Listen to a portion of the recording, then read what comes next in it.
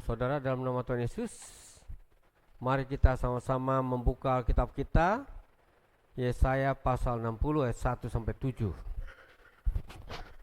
Saya akan bacakan buat kita semua.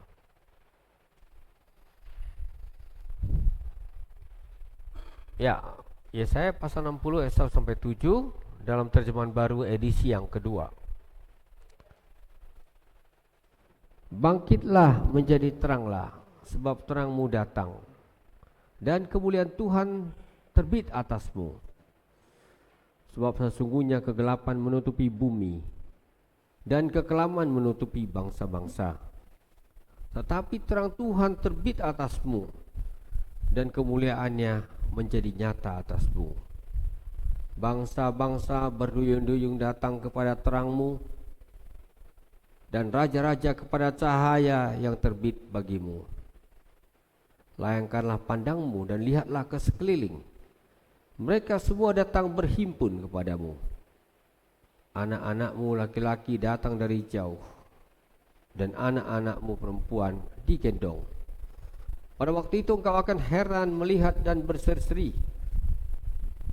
Engkau akan tercengang dan akan berbesar hati, sebab kelimpahan dari seberang laut akan beralih kepadamu, dan kekayaan bangsa-bangsa akan berpindah kepadamu. Sejumlah besar unta akan memenuhi daerahmu, unta-unta muda dari Midian dan Eva.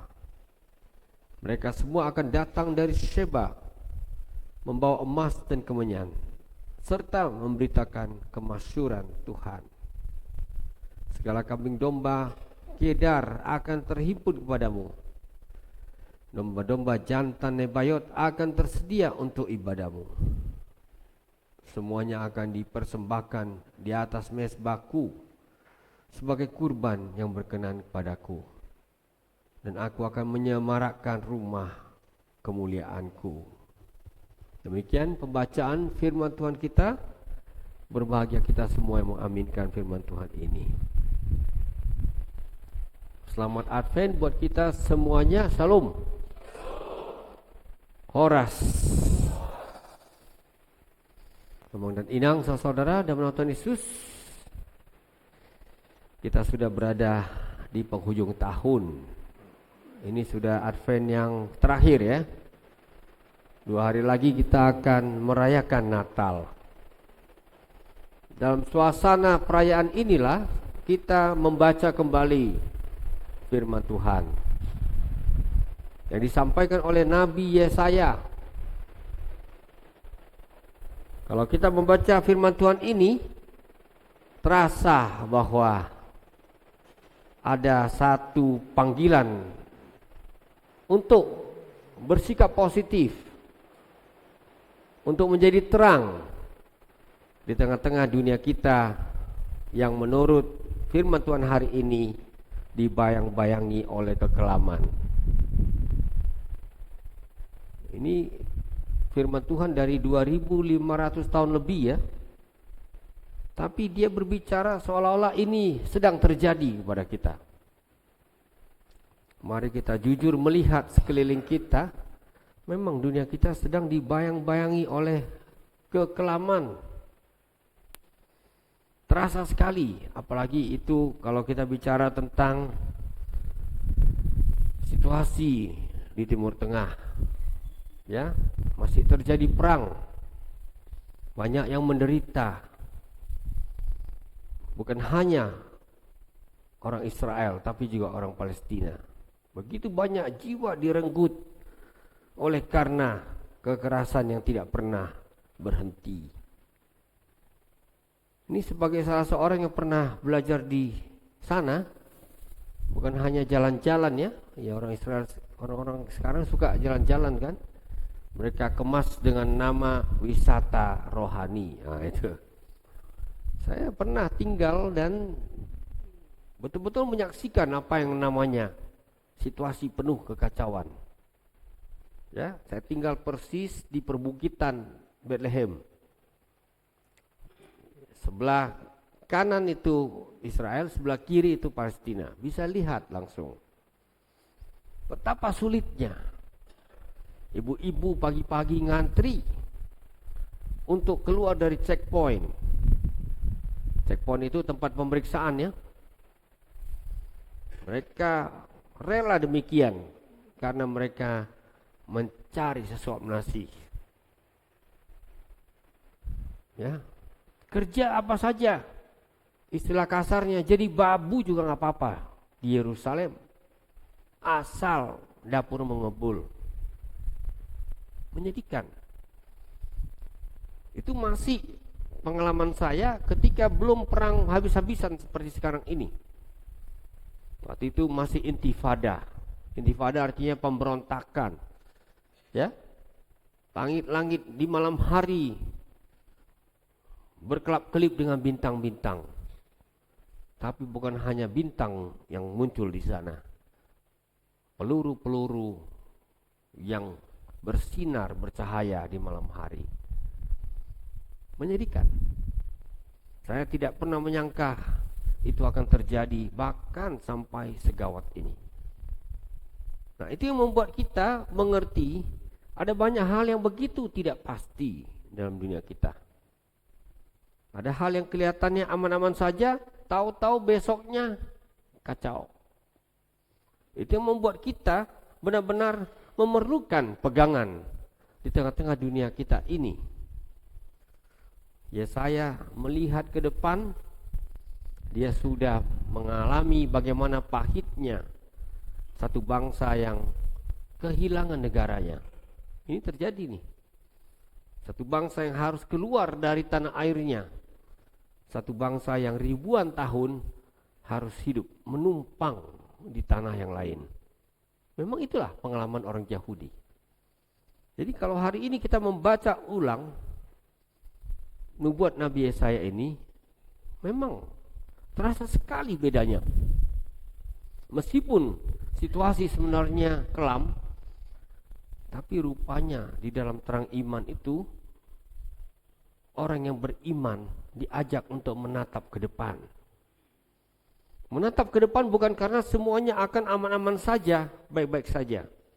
Menatap ke depan bahkan ketika semuanya tidak baik-baik saja. Ini sangat kita butuhkan sekarang, Amang dan Inang, saudara-saudaraku sekalian. Di tengah-tengah dunia yang memang menjanjikan banyak hal-hal yang membuat kita dikelabui, ini sangat kita butuhkan. Kadang-kadang saya merasa begitu sedih kalau membaca apa yang terjadi. Ada kecenderungan sekarang, terutama di kalangan muda, kalau tidak mencapai apa yang diinginkannya, sudah, orang Batak bilang manikot. Game. Ini benar-benar ini sebuah tren yang sangat negatif. Ya, negatif sekali ini. Karena sebenarnya kalau bicara tentang situasi penderitaan, generasi-generasi kita sebelumnya itu mengalami yang jauh lebih pahit. Pernah saya membaca kisah nyata ketika Jepang menguasai Indonesia. Ya, itu berarti pengalaman opung-opung kita itu. Oh, itu tertulis ya, tertulis di salah satu buku yang disusun oleh salah seorang pendeta Batak pertama. Ya, dia tidak menyangka catatan-catatan hariannya nanti akan diterbitkan oleh anaknya. Biasanya catatan harian itu jujur, betul nggak? Karena dia tidak bermaksud untuk menerbitkannya. Amat beda dengan kecenderungan manusia sekarang. Apa-apa diceritakan. Kalau itu waktu itu memang semua disimpan. Tetapi ketika dibaca ulang menakjubkan. Kenapa? Rupanya generasi di zaman pendudukan Jepang itu hidup dengan kondisi yang mengerikan sekali. Beli pakaian pun tidak ada. Mereka pakai semacam pakaian yang dari kulit kayu atau apa seperti itu. Ya. Tidak ada pilihan. Makanan terbatas jumlahnya. Begitu dengar tentara Jepang datang, semua ketakutan, apalagi perempuan. mengerikan sekali. Tetapi yang luar biasa adalah gereja tetap berjuang untuk meyakini firman Tuhan. Itu hebatnya. Saya termasuk pendeta yang ya, kalau mau dibilang kerja keras, belum apa-apa ini. Waktu itu pendeta harus datang ke rumah-rumah, mengajak jemaat supaya mereka tetap mau beribadah bersama dalam situasi yang sangat genting. Itu dia. Ya. Jadi tidak ada alasan untuk mengeluh. Itu membuat kita sadar, wah, kalau dilihat di dalam hitungan-hitungan manusia biasa, sebenarnya generasi itu wajar putus asa. Tetapi yang luar biasa adalah seperti yang kita baca pada hari ini dalam kitab Nabi Yesaya. Mereka rupanya tetap yakin Injil itu adalah berita sukacita. Berita sukacita bukan untuk mengelabui kita dengan iming-iming palsu. Berita sukacita karena di situ ditegaskan, apapun situasi hidupmu, kegelapan menutupi bumi, kekelaman menutupi bangsa-bangsa, di situ terang Tuhan terbit atasmu. Ini bisa menolong orang-orang percaya untuk bertahan dalam situasi-situasi yang mengerikan. Saya sengaja menggunakan kata mengerikan karena saya sudah pernah mengalami itu ketika berada di Israel. Setiap hari itu adalah urusan hidup dan mati. Teman saya seorang imam Katolik dari Amerika berada di atas bukit pada suatu malam hari. Dia bukan mau nonton orang perang, bukan. Dia prihatin ingin melihat apa yang terjadi. Tahu-tahu sebutir peluru melesat di dahinya. Ya, dia terluka tapi masih hidup. Kenapa?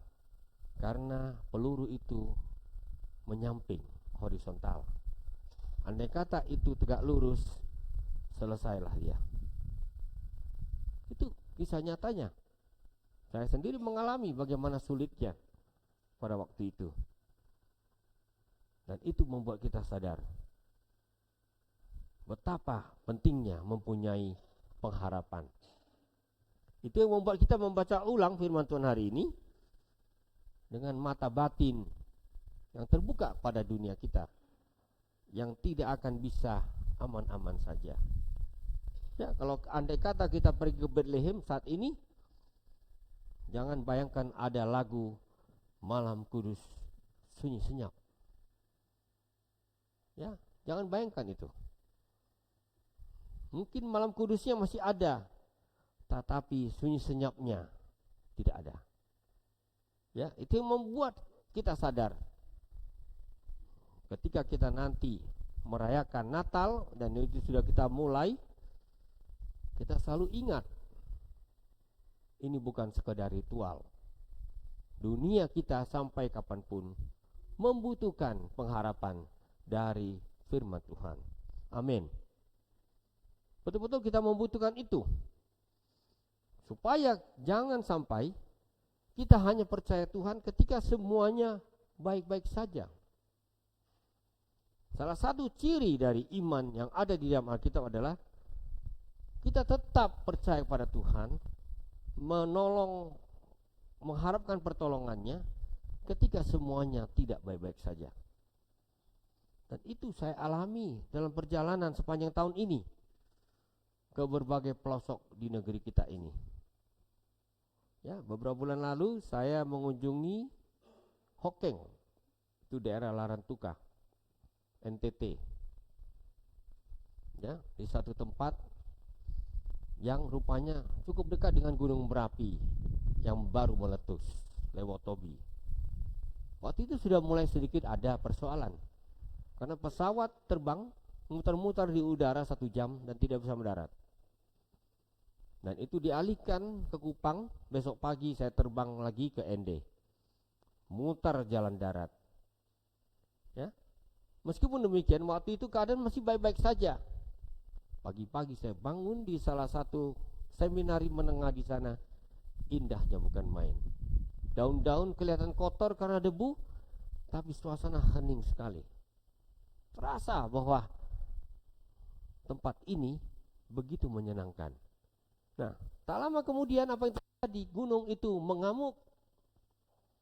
Salah seorang suster meninggal dunia ditimpa oleh batu yang dimuntahkannya. Itu di tempat di mana saya berada. Itu membuat kita jadi berenung. Sekarang saya lolos, tapi tidak ada jaminan besok saya akan lolos. Itu artinya hidup kita ini adalah perpanjangan. Karena itu, dalam semangat pengharapan yang kita baca dalam kitab Nabi Yesaya ini, mari kita layangkan pandang ke sekeliling kita. Kita baca tanda-tanda zaman ini. Jangan sampai kita terkecoh. Kalau saya membaca nubuat Nabi Yesaya, luar biasa ada di situ semangat pengharapan yang rupanya tidak akan mudah dipadamkan. Meskipun keadaan cenderung untuk memadamkan itu. Luar biasa ya, betul-betul itu luar biasa. Nah, itu yang membuat saya melihat betapa pentingnya semangat Advent, semangat yang menatap ke masa depan bersama dengan Tuhan, itu terus menyalakan pengharapan kita untuk melangkah ke depan. Apapun yang terjadi, ada Dia di sana. Dan Dia memberikan kepada kita sebuah tatapan ke depan. Itu yang saya baca dan lihat ketika saya baru-baru ini berkunjung ke Kalumpang. Ada yang tahu tempat itu? Kalumpang terletak di Sulawesi Barat, tidak jauh dari Mamuju. Kalau Mamuju ada yang tahu? Ya, kalau tidak tahu ya berarti Kalumpang itu udah lebih parah lagi. Nah, memang jalan-jalannya tidak beraspal. Jembatannya ya syukur-syukur masih bertahan 1 tahun lagi. Ya, kita menuju ke situ, berada di tempat itu. Kenapa? Karena ada kabar baik. Perjanjian baru dalam bahasa daerah itu akan diterbitkan. Sudah dicetak untuk diluncurkan. Ya. Nah, kalau bicara soal kesejahteraan, miskin daerah itu miskin. Kemampuan warga jemaatnya sangat rendah secara finansial, miskin sekali. Tapi mereka masih bersemangat. Karena bagi mereka ini bukan sembarangan. Rupanya Tuhan tetap berkenan menyapa kita dalam bahasa kita. Ya, jangan bangga cuma tahu bahasa Inggris, bahasa asing. Tuhan menghormati identitas kita. Dia ingin juga menyapa kita dalam bahasa leluhur kita. Dan itu mereka rayakan. Ya, kami tiba di situ. Sambutan pertama adalah listrik mati. Mantap sekali. Ya, listrik mati. Waduh, bagaimana ini acara? Kita selalu berpikir ya. Kedua, tidak ada sinyal sama sekali. Kita orang sekarang ini tidak ada sinyal. Betul enggak? Ya. Hidup ini sudah begitu tergantung pada sinyal. Jadi ketika tidak ada sinyal, ya, oke. Terima kasih, berarti saya punya kesempatan untuk lebih menghargai dunia sekitar saya. Tidak selalu kepingin tahu apa yang terjadi di sana, kan itu. Ya. Nah, lalu apa yang terjadi? Besoknya perayaan besar dilakukan oleh jemaat. Ya. Rupanya meskipun mereka hidup di dalam situasi prihatin, namun semangat menyambut Injil, semangat mendengarkan firman Tuhan dan kabar baik itu membuat mereka seperti yang dikatakan firman Tuhan di dalam nubuat Nabi Yesaya ini. Mereka ingin menjadi bagian dari terang itu. Ya. Jadi ya, kami dengan penuh sukacita melihat bagaimana semuanya itu terjadi. Ketua sinodenya semangat sekali, berapi-api dalam khotbahnya, lebih berkobar daripada saya pada saat ini.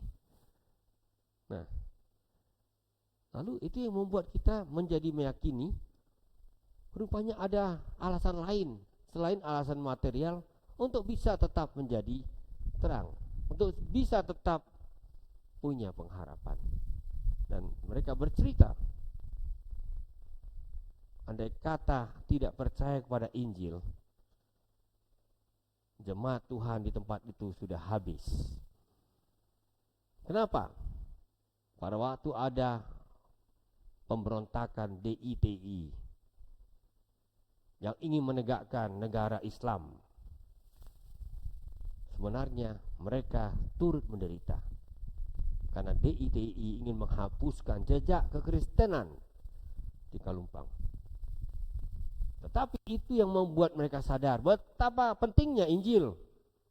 Hidup ini gak cuma untuk bertahan hidup. Hidup ini bicara juga tentang hidup yang akan datang. Dan itu yang membuat mereka benar-benar bertekad untuk melawan. Apa yang terjadi? Kekristenan sampai detik ini tetap eksis. Bukan dengan kondisi yang sejahtera, tetapi dengan kondisi tetap berjuang. Kesaksian mereka amat menguatkan saya sendiri.